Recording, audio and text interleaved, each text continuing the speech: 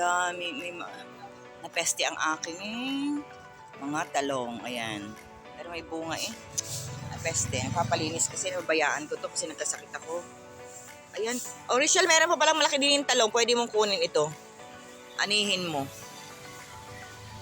Ito oh. Huwag pa lang natin bubunutin itong talong. Ito na lang okra. Itong okra talaga ang napeste. Oh, ayan. Sayang yung mga bunga. Ito lang ang nabuhay. Itong aking lemongrass. At saka itong aking patola. Lumilihis na patay tayo. Kailangan mailis natin yon. Ayan, tinulungan ako ni Richelle. Tapos ayusin ko itong aking daming linis. Hindi kasi ako makaupo. Yung gano'n, yung squat na ganyan. Hindi ko kaya. Ayan, yung ganyan. Pero medyo okay na ang paa ko. Okay na ang aking paa. Ito. Ano to?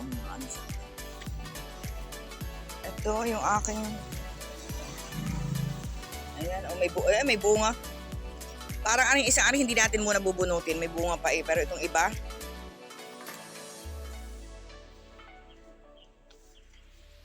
ito yung aking bawang. Hindi ko alam, bawang ba ito o sibuyas? Parang ito ay bawang ito. Ito bawang ko. Ito yung sibuyas, hindi na rin nabuhay.